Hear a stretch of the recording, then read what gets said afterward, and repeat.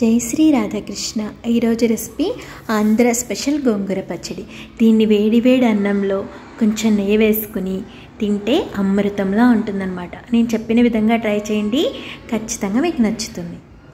దీనికి ముందుగా మూకుడు పెట్టుకొని 2 స్పూన్ల ఆయిల్ వేసుకుని 1 స్పూన్ ఆవాలు, 2 స్పూన్లు మినపప్పు, 7 నుంచి 8 ఎండుమిరపకాయలు, 1/2 స్పూన్ జీలకర్ర, 1/2 స్పూన్ మెంతులు వేసుకుని దోరగా వేపుకోవాలి.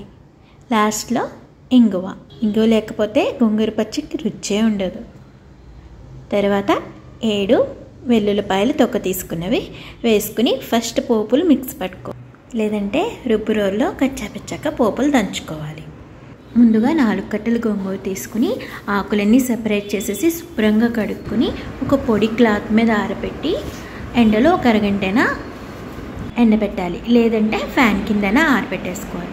ఫుల్గా డ్రై అయిపోయిన తర్వాత అదే పాన్లో ఆయిల్ వేసుకున్నాం కదా, గోంగూరను మగ్గబెట్టుకోవాలి ఆయిల్లో.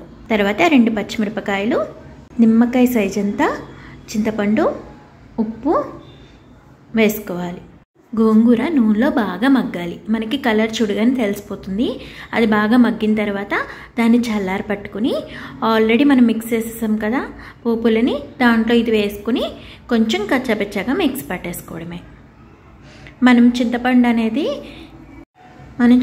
అనేది మనం గోంగూర తెచ్చినప్పుడు ఒక ఆకు నమిలితే తెలుస్తుంది. అది పుల్ల గోంగూర అయితే చింతపండు తక్కువ వేసుకోవాలి, నార్మల్ గోంగూర అయితే కొంచెం సైజు పెంచుకోవాలి.